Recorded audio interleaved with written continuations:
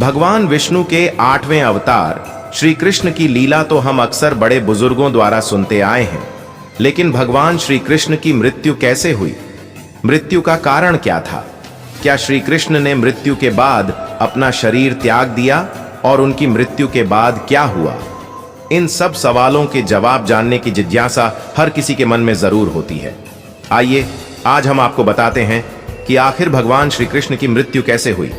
भगवान श्री कृष्ण का जन्म 3-12 ईसा पूर्व में मथुरा में हुआ था। हालांकि उनका बचपन वृंदावन, बरसाना, नंदगांव, गोकुल और द्वारका आदि जगहों पर बीता। बताया जाता है कि महाभारत के युद्ध के बाद श्री कृष्ण ने द्वारका पर 36 वर्षों तक राज किया, जिसके बाद उन्होंने अपना देह त्याग दिया था। उस समय उनकी आयु 125 वर्ष थी।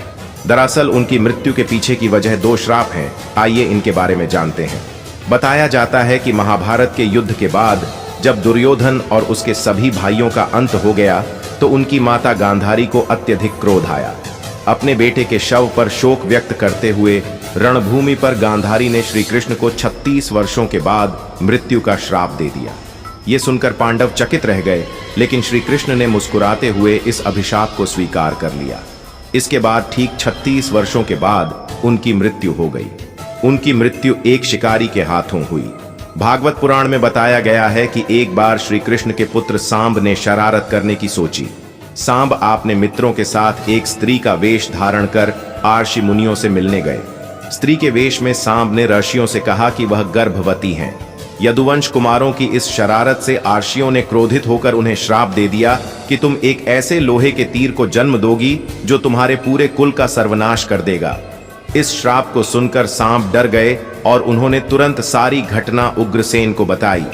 श्राप से छुटकारा पाने के लिए उग्रसेन ने सांप से कहा कि तीर का चूर्ण बनाकर प्रभास नदी में प्रवाहित कर दो, जिसके बाद सांबा ने वही किया।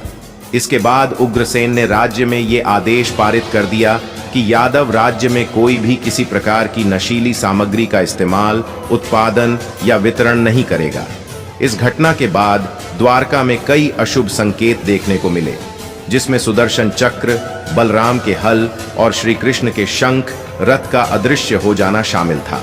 धीरे धीरे यहाँ अपराधों और पापों में भी बढ़ोतरी होने लगी और एक दिन सभी नगरवासी मदिरा के नशे में चूर हो गए और आपस में ही लड़ने मरने लगे। इस तरह सभी आपस में लड़कर मर गए।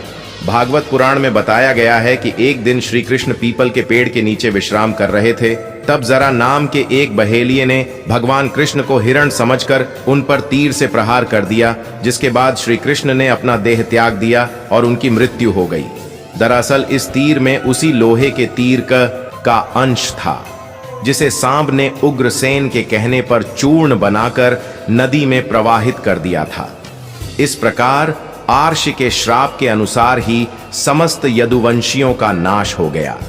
गांधारी के श्राप के अनुसार श्री कृष्ण की मृत्यु हो गई।